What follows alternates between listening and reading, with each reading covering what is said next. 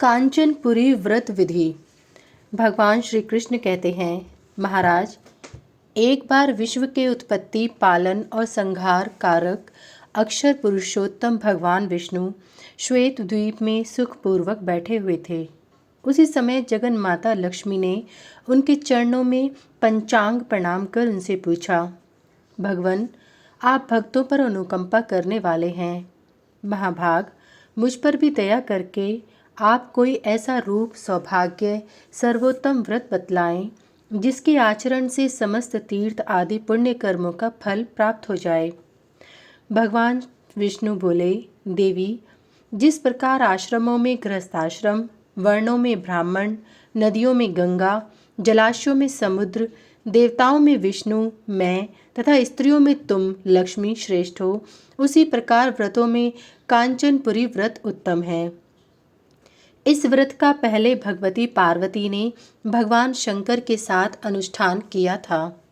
सीता जी ने भी भगवान श्री राम के साथ इस व्रत का पालन कर अखंड साम्राज्य प्राप्त किया था। दमयंती के वियोग में राजा नल ने भी इस व्रत को किया था। वनवासी पांडवों ने भी द्रौपदी के साथ इस व्रत का आचरण किया और सभी कष्टों से मुक्त होकर साम्राज्य लाभ किया। भद्रे, यह व्रत स्वर्ग और मोक्ष को प्रदान करने वाला है। रंभा, मेनका, इंद्राणी, शची, सत्यभामा, शांडिली, अरुंधति, उर्वशी, देवदत्ता आदि श्रेष्ठ स्त्रियों ने इस व्रत का पालन आचरण करके सौभाग्य, सुख और अपने मनोरथ प्राप्त किए थे। पाताल में नाग कन्याओं ने और गायत्री, सरस्वती एवं सावित्री आदि उत्तम देवियों तथा अन्य नारियों ने सभी कामनाओं की पूर्ति की अभिलाषा से इस व्रत का अनुष्ठान किया था। यह व्रत सभी प्रकार के दुखों का नाशक, प्रीतिवर्धक तथा व्रतों में उत्तम है, इसलिए इस व्रत का मैं वर्णन कर रहा हूँ।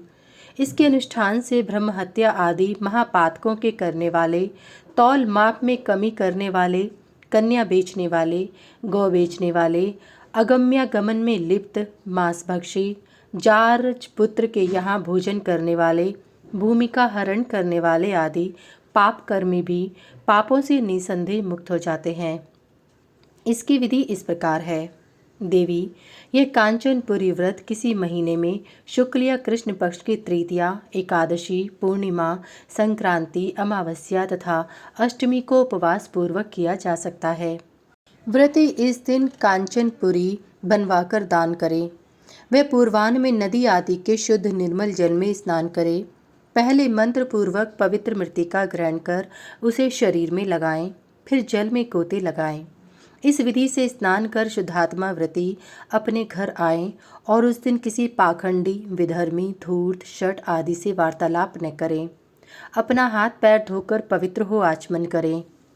एक उत्तम जल से भरा स्वर्ण युक्त शंख लेकर उस जल को 12 मंत्र से अभिमंत्रित कर हरि इस मंत्र का जप कर जल पी लें। शमी वृक्ष से 4 स्तंभों से युक्त एक वेदी बनाएं जो 4 हाथ प्रमाण की हो। वेदी को पुष्पमाला, वितान, दिव्य धूप आदि से अधिवासित और अलंकृत कर लें। वेदी के मध्य में एक पद्म की रचना करें। मंडल के बीच में सुंदर एक भद्रपीठ का निर्माण कराएं। भद्रपीठ के ऊपर सुंदर आसन पर लक्ष्मी के साथ भगवान जनार्दन की स्थापना करें। मंडल के अग्रभाग में जलपूर्ण कलश की स्थापना कर उसमें क्षीर सागर की कल्पना करें। कलश पर 4 पल, 2 पल अथवा 1 पल की कांचनपुरी की स्वर्णमयी प्रतिमा बनाकर स्थापित करें। उसके आगे कदली स्तंभ और तोरण लगाएं। फिर ब्राह्मणों द्वारा उसकी प्रतिष्ठा कराएं। उस पुरी के मध्य में विष्णु सहित लक्ष्मी की स्वर्णमयी प्रतिमा की स्थापना करनी चाहिए। पंचामृत से देवेश नारायण तथा लक्ष्मी को स्नान कराकर मंत्रों का उच्चारण करते हुए चंदन पुष्प आदि उपचारों द्वारा उनका पूजन करना चाहिए। इंद्रादि लोकपालों की पूजा भी यथाक्रम से करनी चाहिए। विघ्न निवारण के लिए गणपति तथा नवग्रहों का पूजन कर हवन करना चाहिए। तत्पश्चात पायस, सोहाल, फेनी, मोदक आदि का नैवेद्य अर्पित कर देश काल के अनुसार फल भी अर्पण करना चाहिए। 10 दिशाओं में 10 घृत पूरित दीपक प्रज्वलित करें। पुष्पमाला, चंदन आदि भी चढ़ाएं। साथ ही विष्णु स्तवराज पुरुष सूक्त आदि का पाठ करें। 16 सपत्नीक ब्राह्मणों में लक्ष्मी विष्णु की भावना कर पूजा करें।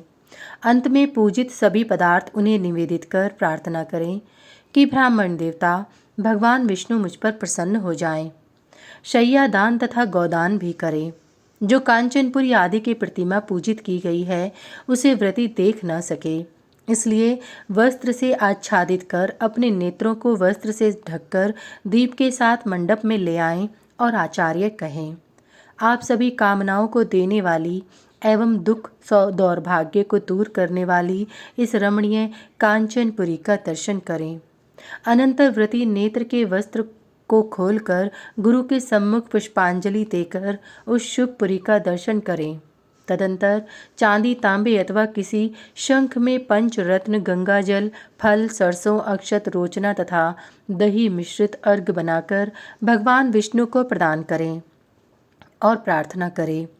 सभी कामनाओं को पूर्ण करने वाले भगवान लक्ष्मी नारायण, आप इस स्वर्ण पुरी के प्रदान करने से मनोवांछित फल पूर्ण करें।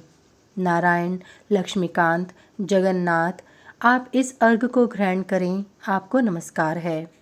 इस प्रकार महातेजस्वी भगवान विष्णु को अर्घ देकर भक्तिपूर्वक देवी लक्ष्मी को भी अर्घ प्रदान करना चाहिए और कहना चाहिए कि देवी, आप ब्रह्मा, विष्णु, शंकर, पार्वती एवं भगवान कार्तिकेय से पूजित हैं। धर्म की कामना से मेरे द्वारा भी आप पूजित हैं। आप मुझे सौभाग्य, पुत्र, धन, पौत्र प्रदान करें। देवी, आप मेरे द्वारा प्रदत्त इस अर्घ को ग्रहण कर मुझे सुख प्रदान करें।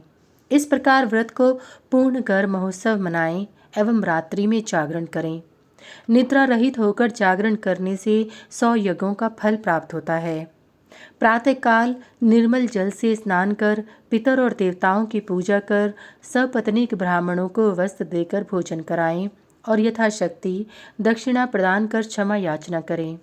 दीन, अंध, बधिर, पंगु आदि सबको संतुष्ट करें। अनंतर पारणा करें। तदंतर मधुर पायस युक्त व्यंजनों से मित्र और बांधवों के साथ भोजन करें। ऐसा करने से व्रती ब्रह्मलोक को प्राप्त कर ब्रह्मा के साथ आनंद में जीवन व्यतीत करता है। अनंतर रुद्रलोक, उसके बाद विष्णु लोक को प्राप्त करता है। देवी, कांचनपुरी नामक यह व्रत पूर्व समय में तुमने भी किया था। उसी पुण्य के प्रभाव से त्रैलोक्य पूजित मुझे स्वामी के रूप में तुमने प्राप्त किया है।